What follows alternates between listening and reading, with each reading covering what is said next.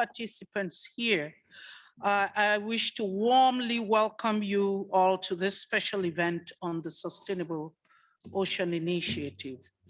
I'm convinced that your presence here is strongly linked to your participation as a beneficiary or a partner of SOI during the last decade of its investment in building capacities, catalyzing partnerships to achieve the goals of the global frameworks for the conservation and sustainable use of marine and coastal biodiversity, and linking the various capacity building initiatives of the partner organizations. I also wish to warmly welcome those who are participating in a SOI event for the first time. And I'm convinced your knowledge from this event on SOI and its wide partnerships will provide an additional opportunity to strengthen your ongoing work on ocean governance and management. In the next hour and a half, we may have definitely less than that. We will together engage in sharing our experiences on SOI and its impact at various scales of intervention.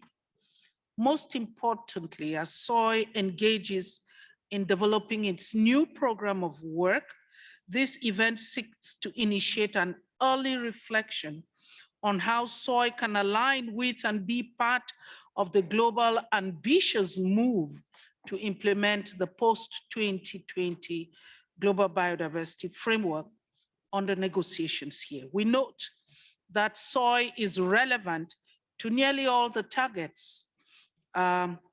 I don't want to specify target 1, 2, 3, quite a series of them.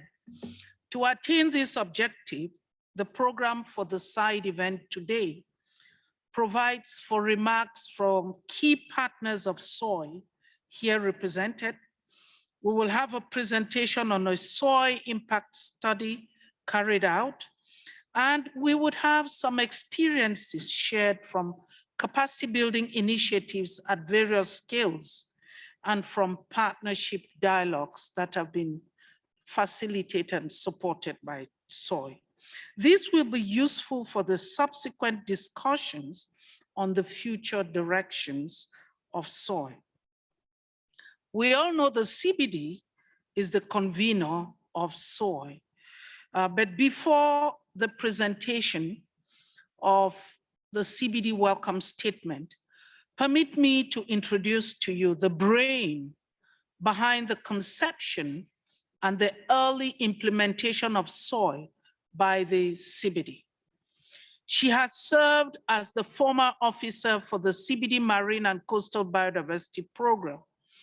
After moving on as a director at the International Seabed Authority, the Executive Secretary, Elizabeth Marema, at the start of this resumed session, announced that she is back to the CBD to head the science division. Please, I invite you all to join me to congratulate and welcome Ms. Ji-Hoon Lee as she takes the floor for the welcome statement of the CBD. Welcome to you. Thank you. Thank you, Prudence. I'm now very much, shy. Thank you so much for your very kind introduction.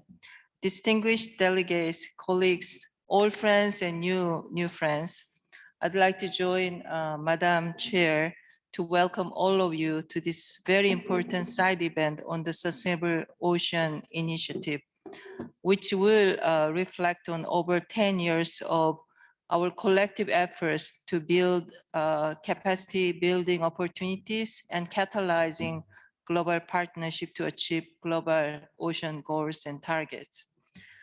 More than 10 years ago, when parties gathered in Nagoya in CBD COP10 to adopt the Aichi biodiversity, they had many of the same questions that we are hearing in our deliberation here in Geneva. How can we live up to the level of ambition needed to reverse global trends in biodiversity loss? Or another question like, how can we hope to fully achieve these new goals and targets when we already had difficulty in living up to our previous commitments? Questions are lingering in your mind when we are participating in our deliberations. The COP then recognized these challenges and called for these new targets to be accompanied by a robust capacity building and partnership. The Sustainable Ocean Initiative, or SOI, was formed on the margins of COP10 in Nagoya in 2010.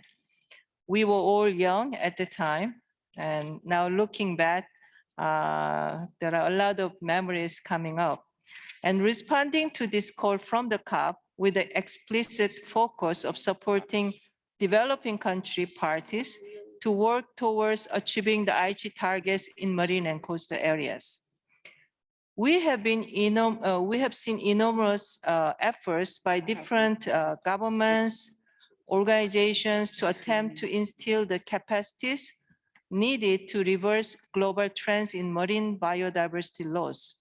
While these efforts have delivered a range of benefits and outcomes, they have often been disconnected, fragmented, or overlapping in many ways, reducing the overall impact and effectiveness of these efforts. Sustainable Ocean Initiative was formed as a global platform for partnership to foster a holistic and cross-sectoral approaches to addressing capacity needs by bridging gaps across sectors and building on the strengths and capacity of various parts of the ocean community. The foundation of Sustainable Ocean Initiative also lies in the inherent interlinkages across various ocean sectors and disciplines and stakeholders, and the fact that individual global targets cannot be achieved in isolation. Sustainable Ocean Initiative has also been benefited hugely from the expertise of many individuals and organizations, and also the knowledges and wisdoms from indigenous peoples and local communities who have contributed their time, knowledge, skills, and experiences with participants at the numerous Sustainable Ocean Initiative regional workshop, national trainings, training of trainers, and various partnership events that have taken place over the last decade.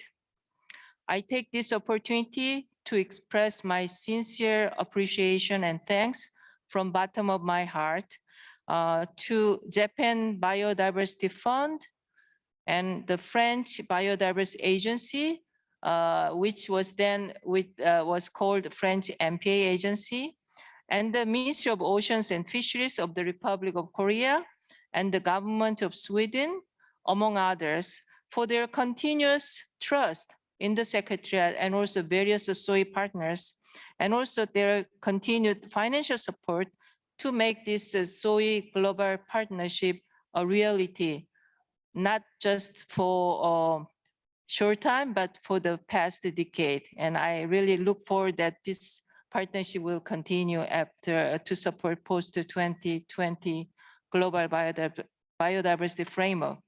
So now, since then, SOI has achieved a lot, and with the enhanced ambition that will be required by the post-2020 global biodiversity framework, SOI will continue to be an important part of helping and assisting and supporting parties to live up to the global commitments to achieve a healthy, sustainable, and productive ocean and coastal environment. So thank you so much. And I greatly look forward to hearing from our colleagues and SOI partners. Thank you.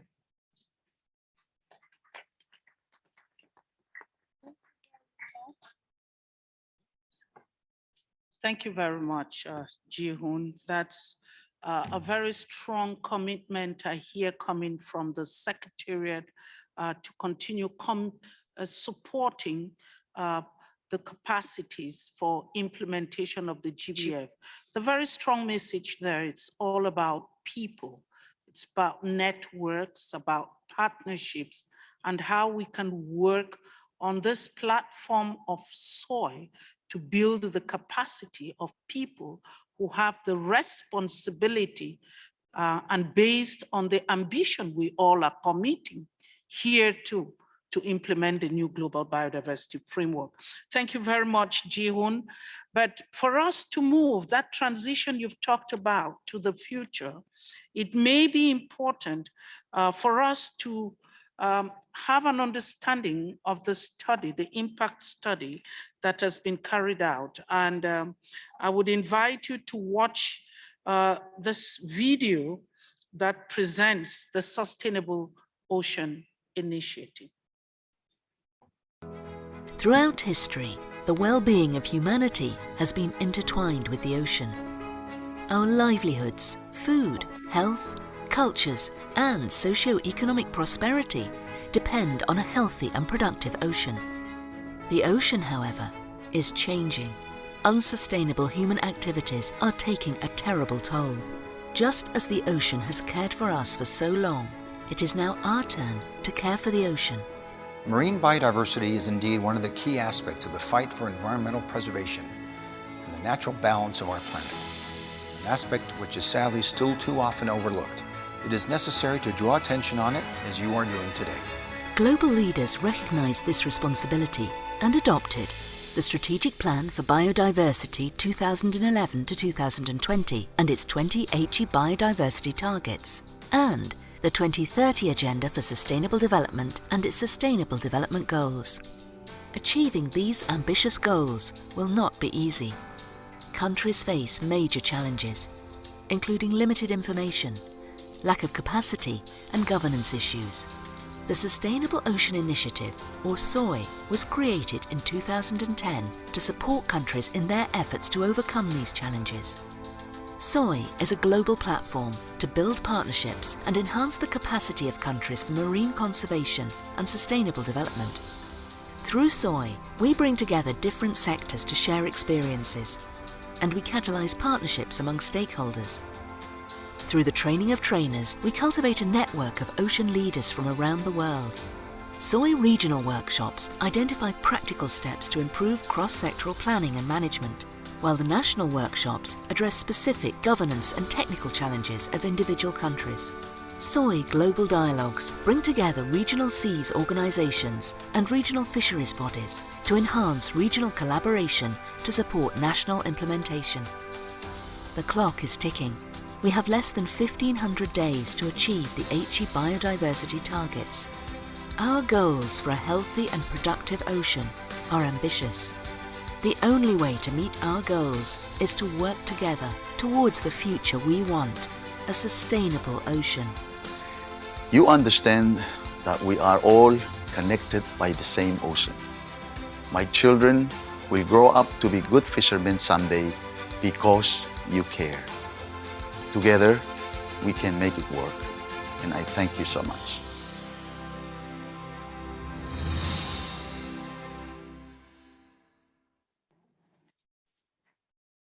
That was very brief, very concise, but gives a broad overview of what SOI has been able to do within the last 10 years. We need not emphasize the importance of the oceans and the value of the services that flow from it. We will be coming back concretely to those, the impact of those on the ground capacity building initiatives.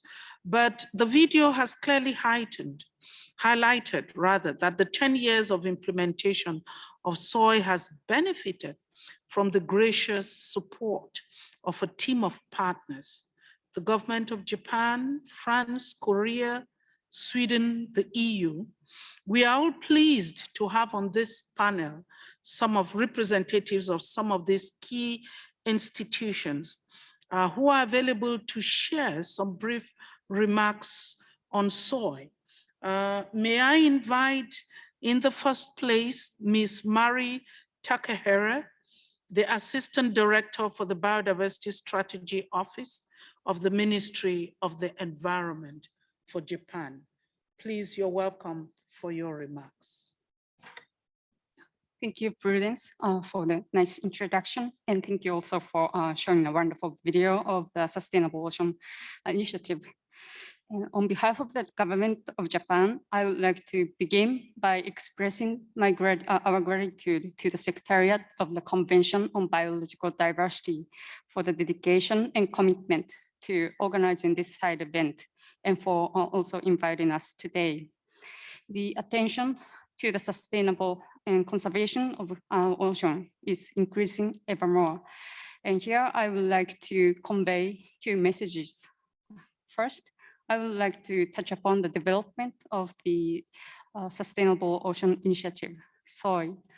At COP10 in 2010, Japan has established the Japan Biodiversity Fund to support developing country parties to strengthen their capacity to implement the convention and also the Aichi biodiversity targets.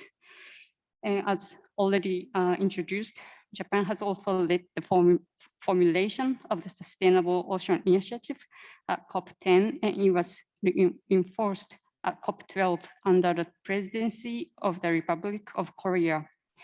SOI has been implemented since then in collaboration with various other partners, including donors such as France. In line with the SOI's objectives, the Japan Biodiversity Fund's support for the SOI has focused on holistic capacity support to achieve a balance between the conservation and sustainable use of marine and coastal biodiversity and to achieve Aichi biodiversity targets.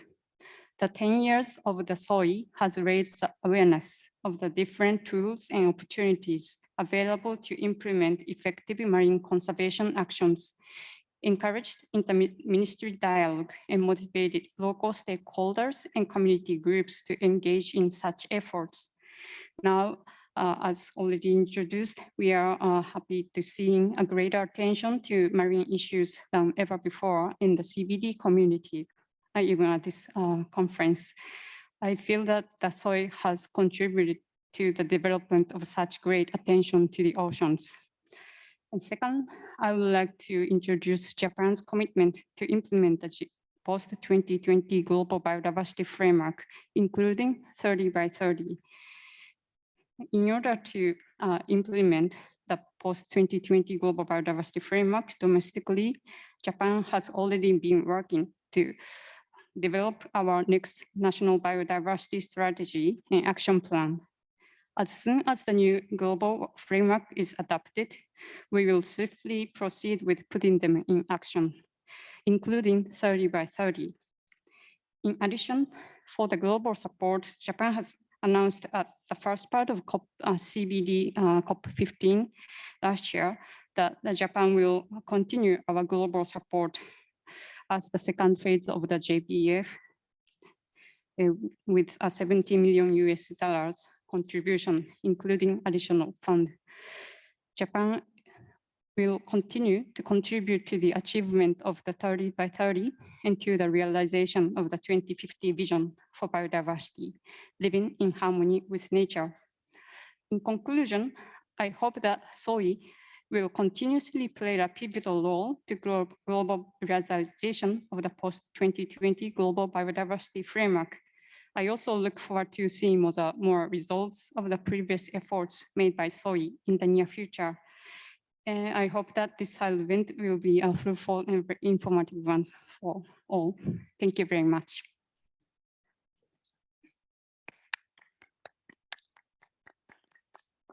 Thank you very much, Ms. Mari, for Japan. I mean, I captured very clearly Japan's commitments and working on once the global biodiversity framework is adopted. Of importance to SOI, Japan is willing to see SOI continue and have greater impacts. I think that's a big challenge, and coming from a partner, very important partner as Japan, we look forward to a greater support to sustain the ambition that is being set here 30% of protected, 30% of protected areas, I should say, in marine ecosystems is a great ambition. And I think we stand here as key actors to move forward with that ambition and the support it needs. I will call on the French Biodiversity Agency by video, represented by Ms. Fenia Maras. Fenia, you have the floor. Dear all, I'm Fenia Mara, and I'm Marine Advisor in charge of international cooperation at the French Biodiversity Agency. I sincerely regret not being with you today for this side event, which highlights the achievements of the Sustainable Ocean Initiative and the outcomes of the SOI Action Plan for the period up to 2020. The French Biodiversity Agency, in the framework of its statutory missions, contributes to France's engagement to implement MPAs designated at international level. Thus, the agency is part of the partnership with CDB Secretariat and other donors to support the Sustainable Ocean Initiative from the very beginning in 2011. Indeed, it's essential to aim at the ecological MPA network's connectivity.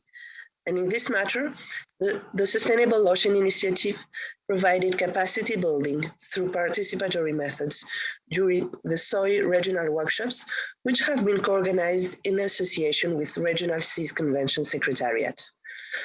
And the agency supported the organization of some of them in the Pacific Ocean, the Indian Ocean, the Caribbean, and the Mediterranean Sea. An essential outcome is that the SOI activities at many scales enabled better showcase ongoing transboundary initiatives toward authorities of the area, which have been an accelerator for strengthening cooperation and partnerships. SOI is particularly relevant thanks to its multi-level action plan, reaching a diversity of stakeholders, strengthening networking, and scaling up scientific and technical collaboration that enable to handle with MPA management issues and MPA networks connectivity at biogeographic scale.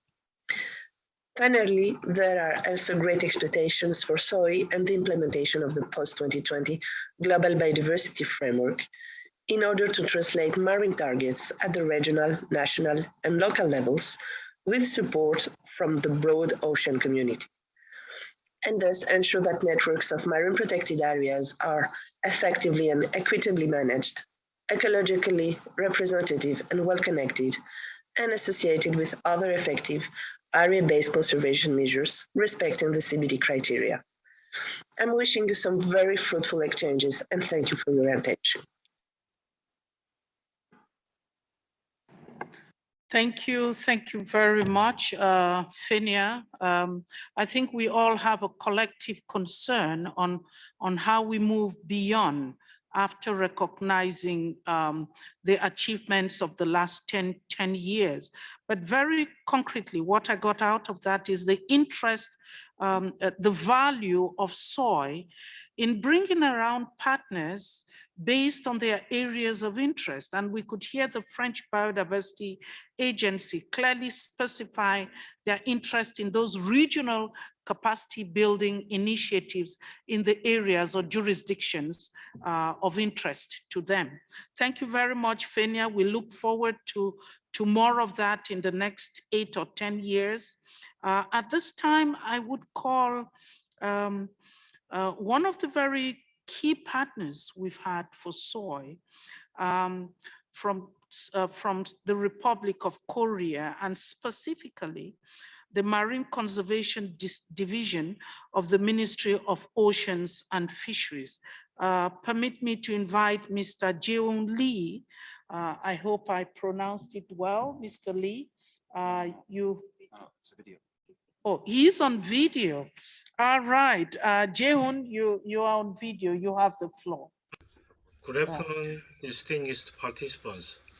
I am very honored to be part of this meaningful side event of the Sustainable Ocean Initiative. Over 10 years of building capacity and catalyzing partnerships to achieve global ocean goals, which will share the achievement and friendship under SOI partnership of the last decade. First of all, on behalf of the Minister of Oceans and Fisheries of the Republic of Korea, I would like to express my sincere gratitude to Chair Ms. Prudence Gallagher and all the panelists and the speakers for their contributions. I also wish to thank the Secretariat of the Convention on Biological Diversity. Without the Secretariat's devotion and support, none of the SOI's achievements would have been possible. In addition, I would like to express my sincere thanks to the SOI partners and the participants for your presence today. Ladies and gentlemen, the Republic of Korea has been a strong supporter of SOI since the inception of the initiative in 2010. Considering the historical and the cultural aspect of the Republic of Korea related to the ocean, Korea's strong involvement and supports on the SOI partnerships are very natural. As a member of the SOI partnership, the Ministry of Oceans and Fisheries was honored to host the first and second meetings of the SOI Global Dialogue with the regional seas organizations and the regional fishery bodies. I'm sure that SOI Global Dialogue has contributed on accelerating progress towards the Aichi biodiversity targets and the sustainable development goals. The ROKMF is very proud of Seoul Outcome and Seoul Outcome Plus 2, which were adopted by the participants in these meetings of SOI Global Dialogue. In particular, the Seoul Outcome set a milestone for ocean governance through the SOI Global Dialogue as a regular forum for collaboration with the Secretariat of the Convention on Biological Diversity, the United Nations Environment Programme, the Food and Agricultural Organization of the United Nations, regional seas organizations, regional fishery bodies, and other interested donors. The Republic of Korea was also honored to host all 4 SOI Training of Trainers workshops conducted from 2015 to 2019. Over the course of these workshops, we welcomed 97 participants from 51 countries. The ROK Minister of Oceans and Fisheries strongly support the SOI Global Dialogue as a forum to connect international organizations and bodies for our sustainable oceans. The ROK Minister of Oceans and Fisheries is looking forward to a third successful meeting of the SOI Dialogue, SOI Global Dialogue in the Republic of Korea later this year. Dear SOI colleagues, I'm sure that over the past years, SOI has succeeded in building bridges and connecting those who are dedicated to the sustainable future for our ocean. I congratulate again on the SOI's achievement and your participants and the contributions. Finally, I would like to emphasize that ROK Minister of Oceans and Fisheries looks forward to many more years of this successful partnership. Many thanks for your attention and wish you and your loved ones are staying safe during COVID pandemic. Thank you.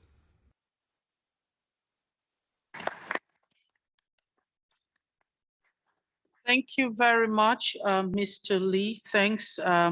We do fondly recall those global dialogues you hosted that brought for the very first time the wide range of all those regional bodies and organizations speaking to each other.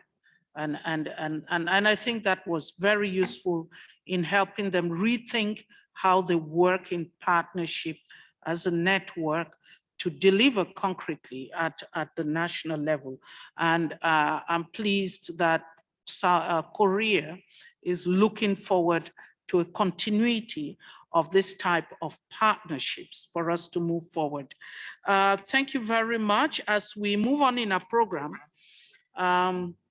we have beneficiaries of SOI capacity building initiatives here, and we recall one of the very engaged partners, Gobi, and its relentless efforts in those series of trainings and capacity building workshops that took place across the globe. I want to invite here David from Gobi to give us a synopsis of the key findings from the study that has been carried out on soy impact. David, you have the floor. Thank you very much, Prudence, Madam Chair. I hope you can hear me well. And I'm sorry I can't be with you in person, but I really appreciate this opportunity to give a short presentation on the key findings of the soy impact study. Next slide, please. As the welcome remarks from Jihun and the film and our distinguished panel's remarks have hinted, these areas of work for soy shown in this slide represent the inherent interlinkages between different aspects, the way in which working with soy has contributed to NBSAPs, the way that we have tried to engage in global agendas. And I hope I can summarize these ideas that are highlighted here in bold in the slides that follow. Next slide, please. So I'm proud to be involved with soy, and as Prudence said, Gobi has been very much part of this effort. I've been involved as a moderator and a facilitator, as a trainer and a participant and a supporter. And the intention of this impact study has really been to showcase the achievements of soy, to illustrate the benefits that soy has brought, to bring evidence together of impact of soy activities at different scales, and not least to recognize that this is a major team effort. Next slide, please. So from all the discussions that have been held at SBSTTA so far, and indeed coming hot on the heels of the BBNJ meeting in New York, I think it's very clear that that our marine environment faces a number of capacity needs and considerations for a healthy and sustainable ocean. And these are summarized in these bullet points. And a lot goes back to that: the political will to tackle human impacts, the capacity to both collect and evaluate data, the means to enforce measures to ensure that we get the ecosystem service benefits from biodiversity and its sustainable use, and the need to find a balance with other economic and societal priorities. Next slide, please. So soy has built a whole range of partnerships, and this picture, which you can see here, is of a soy national event in the Maldives in Dufusi, which was really, really encouraging. I'll come back to it as well, but very much intended to be a meeting of people and a meeting of minds and an exchange. So the soy experience has consolidated a lot of lessons that have been learned. It's facilitated access to global data sets, allowed for interpretation of those and translation perhaps from heavy science to actionable science. It's enabled mentoring and provided training resources. And I think importantly to be recognized, not least the efforts of the CBD Secretariat, but the convening power of the convention as well. Next slide, please.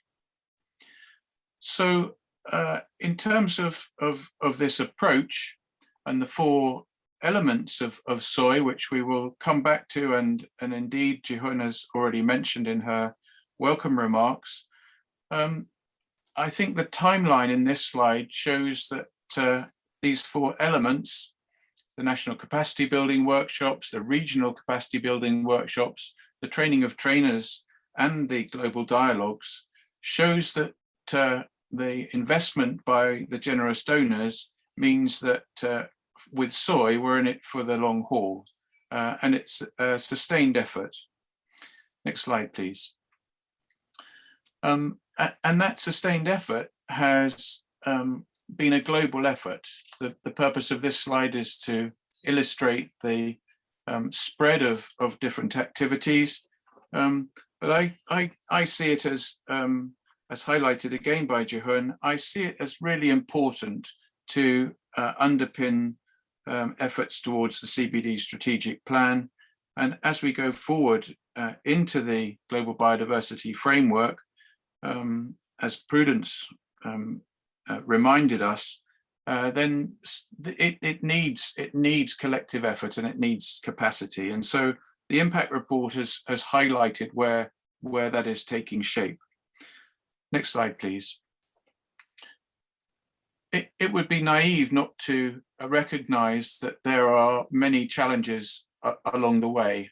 And in the report, we've tried to be as honest as we can be about the need for knowledge transfer between sectors and across regions, the need to understand different needs and priorities and challenges in different parts of the world, the importance of gathering support for implementation, and the need to build bridges between biodiversity conservation and resource management sectors. And this has been particularly true and is perhaps epitomized very clearly in the SOI Global Dialogues that you'll hear about shortly, between the conservation interests and the fisheries sector.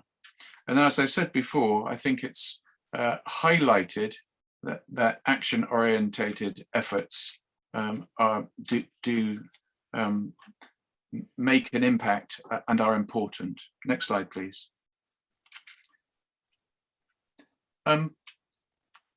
Not only by SOI, but by others, there are a range of gaps and opportunities that are being addressed. And they're summarized briefly in these slides, in these boxes on this slide. But I urge you to access the report where we have tried to highlight that these things are key and need to be addressed in terms of capacity gaps, government, governance and engagement issues, and information sharing. So all of these aspects, none of them will be, none of them will shock you. They're not new. They're perennial issues to be addressed. But SOI has made stringent efforts to try to look at these. Many of them are being talked about in the meeting now at SBSTTA, and many of them are being addressed. But we know it's a collective effort that's required, and it's not necessarily an even playing field. Next slide, please. We wanted to just highlight in this report that SOI has been about mobilizing and supporting a global community. The community's skills, their experiences, their ingenuity and perseverance, with the support of generous donors and with the support of the CBD Secretariat. And I think that is fundamental to the success of SOI, and colleagues who will speak after me will illustrate these different components. Next slide, please.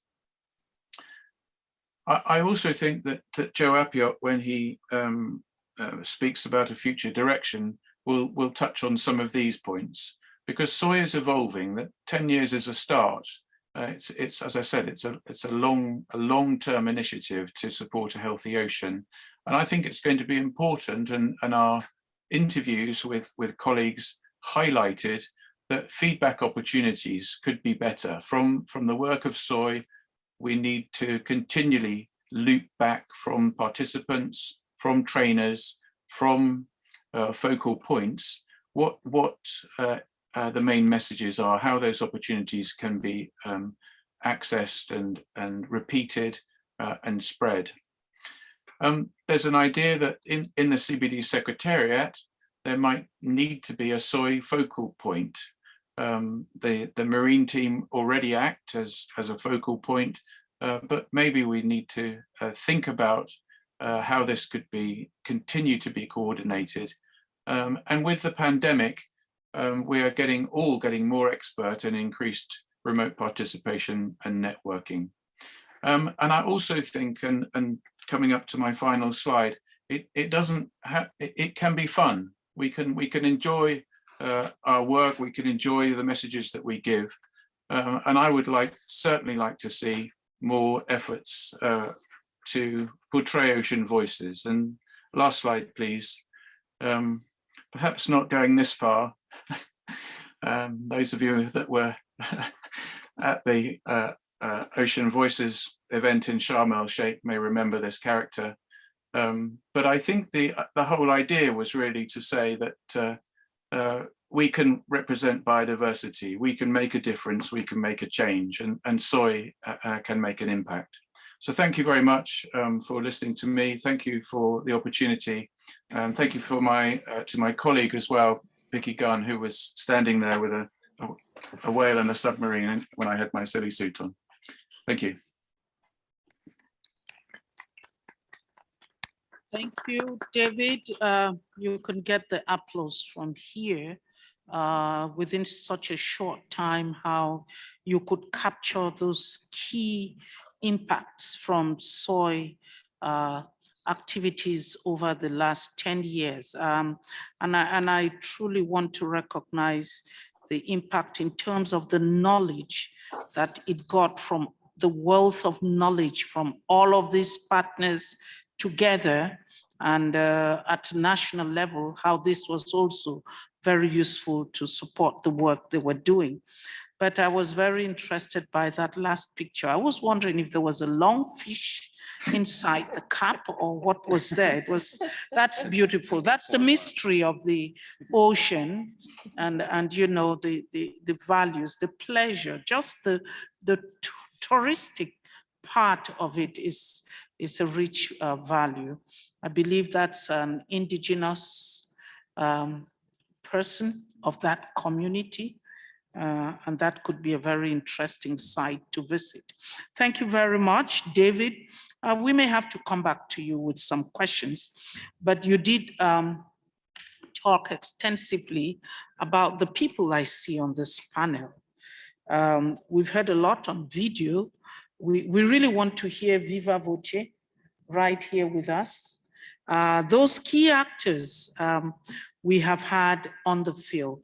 I know you came here very prepared that you would have much time to talk, but we have the challenges even in the plenary, and we certainly will have to be out of here in no time. So I may give you probably half of the time you had envisaged to talk. So we have a more interactive discussion with the participants here. But I have the pleasure to introduce to you those who have benefited from a series of capacity building initiatives, starting with the regional capacity building workshops. We will have Ms. Puri Canals. She's actually coming from the Mediterranean network of MPA managers. That's very important, and in light of the discussions here, Ms. Muri Canal will be sharing her experience with us. We also had a training of trainers workshop, and we have on this panel Ms. Vivian Solis Rivera, of COP Solidar and the International Collective in Support of Fish Workers. That's an important platform, but she will be addressing us. And we will round up with what David just talked about, the SOI Global Dialogue with regional seas organizations and fisheries bodies. And we are honored to have on this panel, Mr. Daniel Kaberian, Specially Protected Areas Regional Activity Center, SPARAC it's called. It's actually a center under UNEP, the Mediterranean Action Plan. But before I give you all the floor, I would wish to probably switch my cap and join you as a panelist. I happen to be here to talk on the national capacity building workshop that took place in Cameroon. So I don't know. Okay, that is ready. Next slide, please. Is David still there, or David is managing it? But you're welcome anyway. Oh, that's the, sorry. Just watching. Okay, thank you very much. I would quickly want to talk about the context within which we solicited the Secretariat through SOI to support the organization of this national workshop. The added value, one would say at national levels, we've had a lot of these workshops organized around marine and coastal biodiversity or ecosystems. But what was the added value for this? Firstly, it was timely for Cameroon to be able to have this dialogue across sectors and multiple disciplines. It took place in January 2018, and we all know what was expected for national governments, and the national focal point I was at the time, and the permanent secretary for my ministry. We had to assess the NBSAPs and prepare the national reports for submission to the CBD. And also importantly, Cameroon happened to have been one of the pioneer countries, developing countries, that was carrying out its maiden ecosystem assessments. That went from 2017 to 2022. So the conduct of a SOI initiative was very timely in terms of the contribution it could bring to those processes. Secondly, this workshop was organized beyond the NBSAP committee. It was very informal. We do have a national biodiversity committee, not an NBSAP. We have a biodiversity national committee. It's true, I was a key actor, and as the ministry that is facilitating or chairing that body. But within that body, there is a very imbalanced focus, a large focus because we're within the Congo Basin forest area. There's a large focus on terrestrial ecosystems. And we thought there was need for this informal talk and to bring its findings into this body that will not allocate sufficient time to understand the priorities for the country. Yet, you would, if you had a look at our NBSAPs, you would find out that we had more than 10 targets that were very relevant to marine and coastal ecosystems. But the attention, the funding, the financing was highly, highly imbalanced. In fact, I'm so pleased when I listened to this dialogue here, and we are placing them at par with a 30 by 30 ambition, whether terrestrial or coastal or marine. The third reason was SOI provided an opportunity to strengthen capacity. In fact, because the focus there was to define the priorities. Amidst the multiple priorities, we wanted to narrow down to what was really strategic and on which we should focus to be able to deliver at that time in terms of reporting, in terms of reorienting action. Next slide, please. Very quickly, I may not spend much time on this in terms of key features of Cameroon's marine and coastal ecosystems. Of course, we have a huge habitat. It has a huge habitat for mangroves and associated forests. In fact, one of the most extensive within the sub-region and the region. Tidal marshes, seabeds for coral reefs, and beautiful beaches we do have. But what's also important is we have very endemic species, but which are highly threatened. And of course, you must have heard of the West African manatees. Of course, it's a major threat in a marine ecosystem. Next slide. Just very quickly here, I just wanted to project a coastal and marine environment you would find that lies between Nigeria and Equatorial Guinea.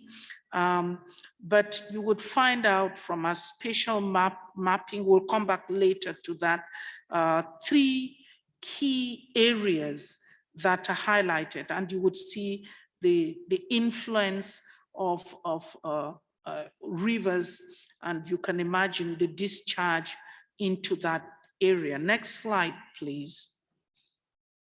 I would not spend time on this. Let's move on to the next slide. Some GIS mapping and some key messages. I talked about the mangrove and associated ecosystems. Let's move on, which is the first in Central Africa, and in fact, the 6th in the whole region.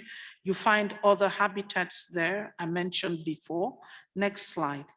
I want to lay a lot of focus on the outcomes of this cross-sectoral and multidisciplinary approach that was adopted for the SOI workshop. Based on the objectives we set, at the end of it, there was an improved understanding and quite some knowledge. We found a lot of scientific input because we had a lot of participants from the science community. Yes, we did identify key areas that we thought could meet EPSA criteria based on the data that was available. But the very strong message that came from this workshop to share here, and we've heard this in a lot of discussion, where do your data sets come from? In that workshop, there was a real contention between what was coming as some global data, which was not able to reflect fully those areas that we thought and that were identified nationally could meet up with EPSA criteria. And therefore, we saw the need for global data to be validated nationally and appropriated. And that's what actually happened in that process. And we were able to move on, but there were serious data gaps. And so we saw an area where we could continue work with support from external data sets and sources that will be validated to support the process. Next slide. From a policy perspective, decision-making and policy-making processes, we consider that the next steps that were defined were very important for management decision-making processes.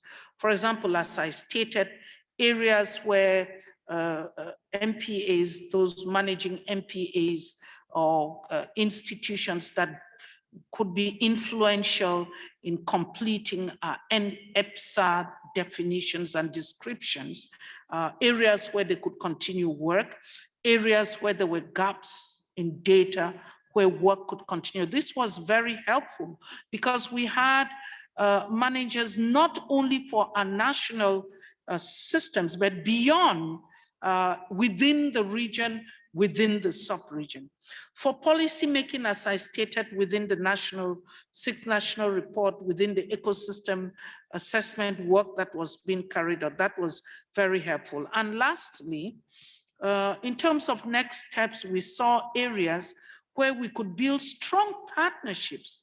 And a lot of the experts, the national experts there, we were able to use them in the sixth national report and in the ecosystem assessments that were carried on subsequently. So thank you very much for your kind attention. And we will move forward now to Puri for the regional capacity building.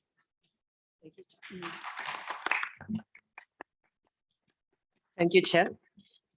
If my presentation is ready. Yes. Can you please put the first slide? Next one. So I will not enter into the contents of this slide. It's just to show the context that has been presented at the beginning of the complexity of elements that enter in the Sustainable Ocean Initiative. That I think is what makes it so interesting. The way we are developing a mechanism, a system, and very practical to connect the high-level decisions with the ground action. And this is one of the most relevant elements in the implementation of a convention, even it is not very usual to have this kind of systems implemented. So just next slide. In the case of the capacity building that the SOI is developing, here you have the different levels. So the chair already presented this national dimension. I'm going to talk now, next slide, on the regional level workshops. And next one, please. And next slide, there are several points for this slide. Yeah, okay. What I wanted to stress is that the capacity building at regional level is not only dependent in the context of the SOI on the regional workshops, is also closely connected with what is going to be presented later by my colleague, by Vivian, about the training of trainers. And I think this is very important to see as a complementarity, and as well with the national level that has already been presented. Why? Because what composes the key actors at regional level are people coming from the different countries in the region, but they are also people that benefit for the training of trainers. So when the SOI prepares the training of trainers activities, most of the activities we do during this training is also addressing at the regional dimension. So this is just one more component. Next slide. So looking at the planning for these regional workshops, so the purpose of those workshops are mainly these three elements: to provide key opportunities for information sharing and peer-to-peer learning and exchange in various regions and sub-regions. So David showed us the map in the world where the different workshops took place, that there were 8 different regional workshops. So each one had its own characteristics.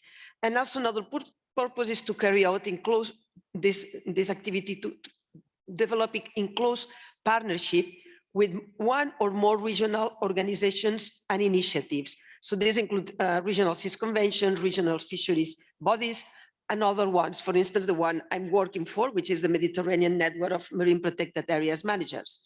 And also the aim is to build and develop these synergies among the existing training programs. I think this is really relevant. So it's not substituting any element, it's just enhancing those existing elements and connecting, which is really crucial for this regional action on the ground. Next slide. So in these aims, there is supporting the development of strong linkages and networking at scientific and technical collaboration, and using this SOI framework at this regional level. So this helps to enhance regional level peer-to-peer learning and exchange. So once the workshop of the SOI is finished, this can be continued by the actors. So SOI was a nice context in which different institutions had the opportunity to connect, looking at the common objectives of implementing the targets of the CBD, and they continue after the workshops. So those allows to create additional partnerships and to foster synergies among those different capacity building providers at the regional level. So this helps to the officials and the practitioners from the different countries, and it helps to provide them with more skills and more resources that they really need at national level, but also connecting with the contribution of each country to the region. So that then this also helps to provide support and create a kind of a strong group at regional level that can receive more support in the future from the SOI partners and the SOI donors, and bring them these opportunities for specific partnerships connected to the CBD targets. So finally, this builds these linkages between the global, the regional, the sub-regional, and the national dimensions, even the local dimensions. And for me, this is probably the most successful aspect of SOI. When we look at the international conventions, we see that there is this high-level decision we're taking here, and especially at the COP, and then there is the national and the local dimension, that is where actions are happening. But there is very few elements in the middle connecting. So really SOI addresses this gap. Next slide. Just in this slide, you will see who are the participants, mainly practitioners and program managers, and then also leaders at regional and sub-regional level. So what SOI does is first next slide, please, is to do a scoping analysis and identify what are the priorities for the region, what are the capacity building needs for the countries in the region, and who can be the providers. And from here, it develops the planning. Next slide. So here you can see just a few pictures of one of the workshops in South America in which I was participating. And next slide. Yeah, is also about these workshops.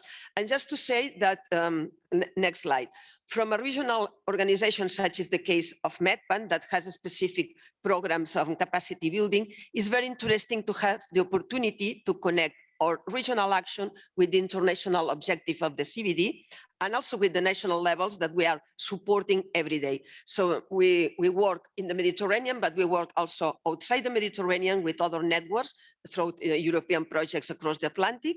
And so this is easier now.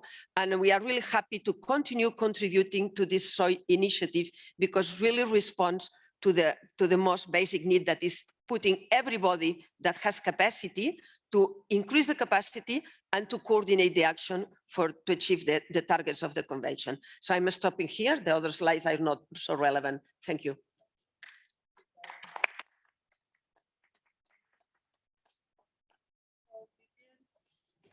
Yes, thank you very much. When we go to the sea, we really have to listen very carefully to the real trainers, which are the people who live close to those resources. And I think SOI, when had the idea of this trainer or trainees and involve indigenous people and local communities, they had the great opportunity of reaching organizations that dealt with these trainers in the field, the people who are there in the real territories, the Territories of Life Consortium, the International Collective of Small-Scale Fishers, and my own organization in Costa Rica, Cope Solidar. The next, please.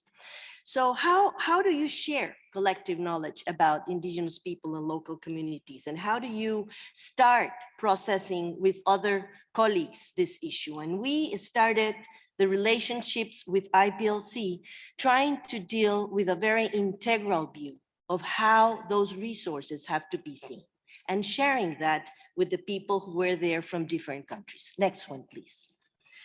So the idea was to learn about visions, but also about cosmovisions, be able to share that with all the participants. Next, please.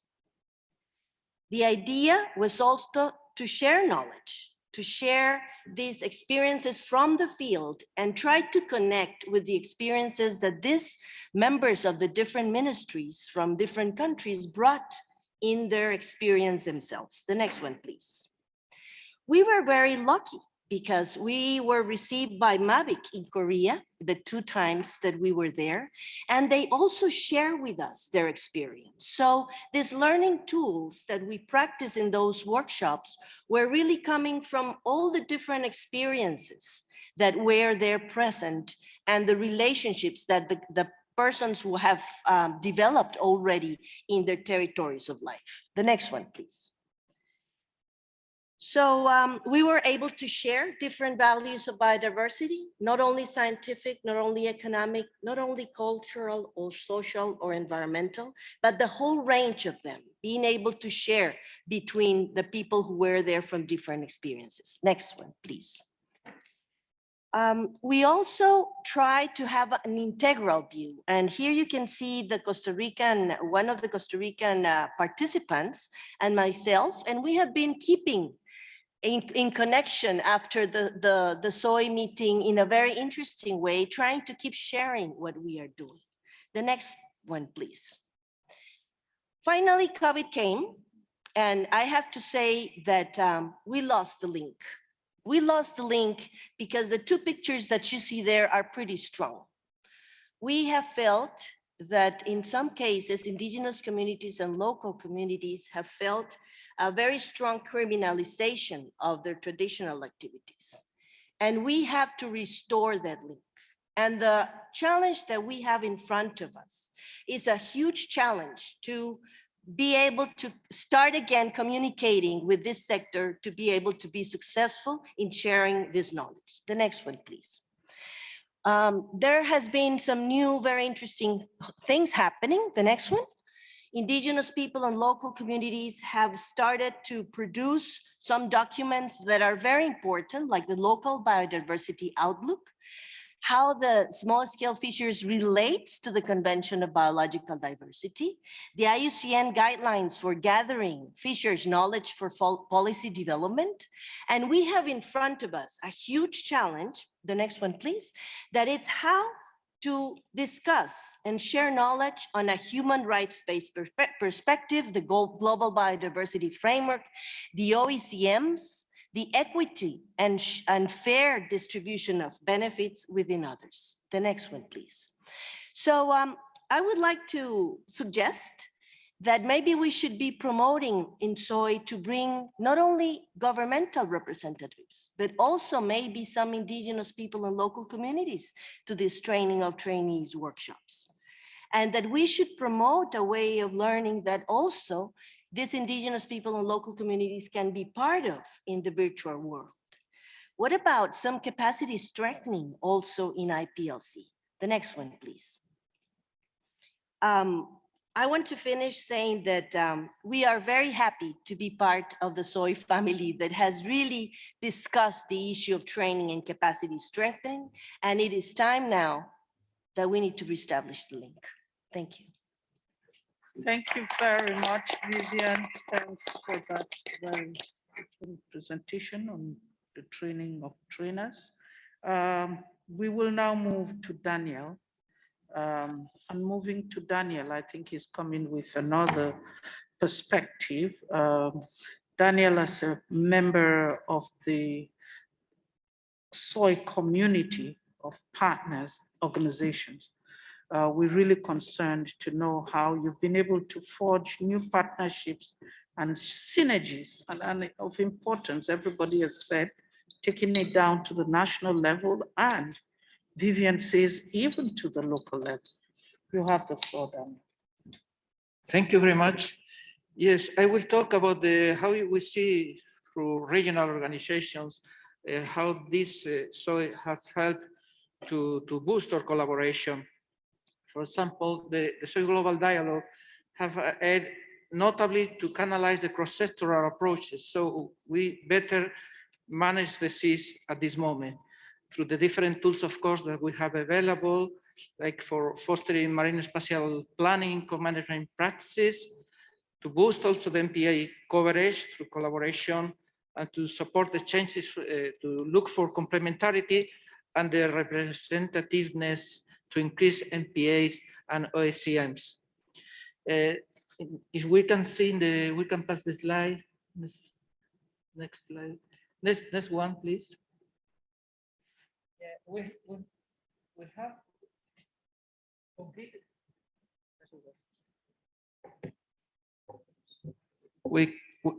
Now we have concrete examples of how this has been working.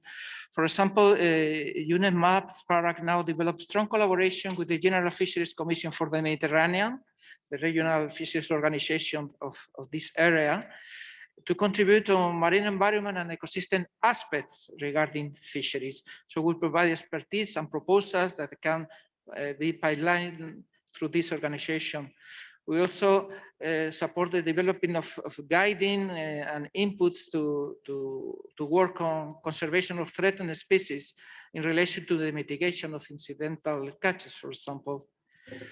Also, EFCN contributes to the other side to our work, like, for example, the Barcelona Convention Integrated Monitoring and Assessment Program, where they play a fundamental role to work the feeding of the assessment and monitoring indicators related to fishery resources and collaborate to prepare the ones for seabed integrity and trophic change. These are values and data that we couldn't have by ourselves because are very much in the prerogative of the fishery organizations, but they are at the same time fundamental for conservation. This is a very strong value of this collaboration. And furthermore, not only both organizations work now more fluently on that, but we collaborate with other ones, other regional partners like the UCN Med, ACOVANS Agreement, Berlin International, and Medaset, all of them organizations that play a fundamental role in the conservation of vulnerable species, and we can pipeline this work through the conservation activities of the regional seas and also the fisheries organizations. If we go to the next slide, that helps also to have common views through collaboration between these two organizations regarding how we can work on this synergy. So, for example, we have found together clear ideas where we agree like that special tools should be used in a complementary way. So, fishery restricted areas, marine protected areas, the marine planning in itself should be considered together when we develop actions on these fields. A key issue also is that the local fishers' involvement is a priority for fish-related measures because that aid the ownership by them and to have their support to the spatial regulations or temporal regulations that can happen in those areas. And this is fundamental. Without them, we cannot do action for them. And then within an ecosystem approach, the deep sea has been considered a very important priority for spatial conservation, as well as the important need of development of a network of no-take zones for essential habitat for fish.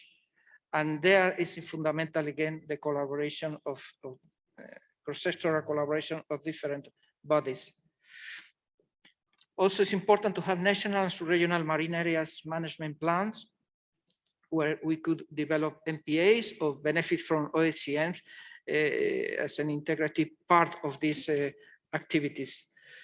So going to the next slide, there are further collaboration that will be going on and has proved to be very successful, like the implementation by the Barcelona Convention of the regional action plans that we have for several vulnerable and endangered species, like seal, marine turtles, cetaceans, marine birds, and cartilaginous fish, where data and collaboration of fisheries bodies is fundamental, not only in our area, but in other ones.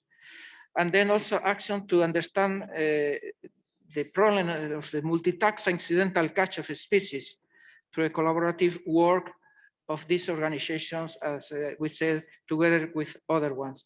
So there is important to consider that not only as an example in the Mediterranean can have this collaboration, but these are fields where other regional organizations can act together on that. So finally, in the last slide, what we may say is that we have several lessons learned based on this Mediterranean experience that we believe are of value for other regions. The synergy of monitoring and area-based management is very much welcomed by the countries, which at the end of the day, we work for them, of course.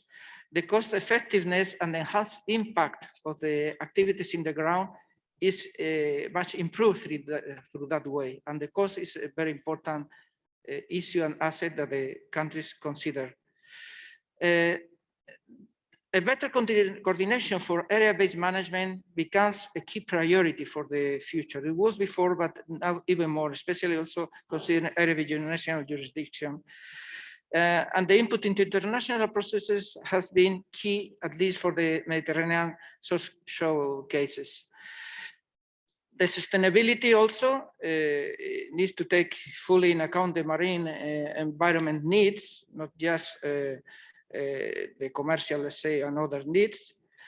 And as a conclusion to say that the global dialogues of SOI enhances very much the existing cooperation at regional scale and contributed very much also to interregional sharing of experiences. So thank you very much. Thank you very much, Daniel. Thank you. We really regret the hall in which we are, you all know, and we'll be out in 5 minutes.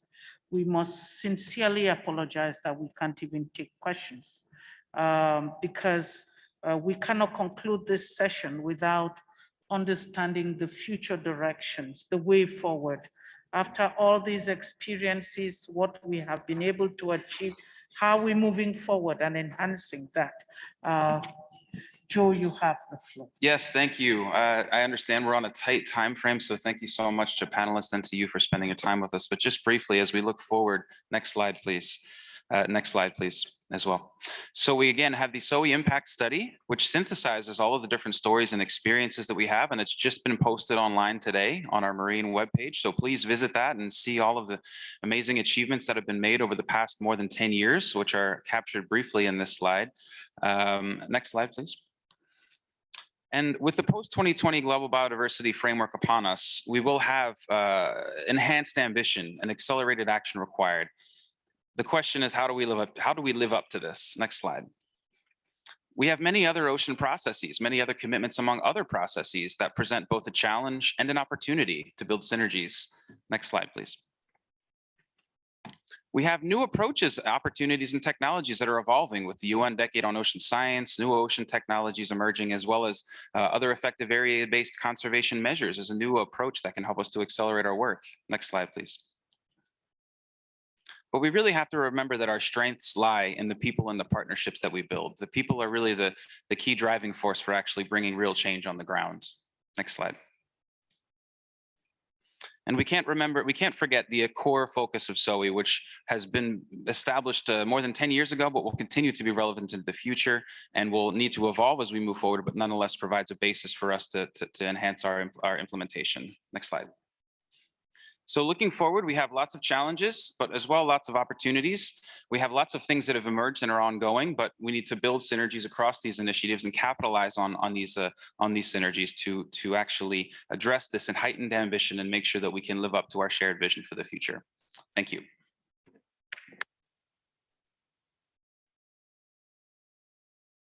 I want to take this opportunity to thank all the panelists and to thank the Secretariat for the excellent work. And once more, apologies, but thank you, partners, participants, for being there. And this is just the beginning of a reflection for what we can do post-2020. We look forward to meeting you again next time. Bye-bye. Thank you.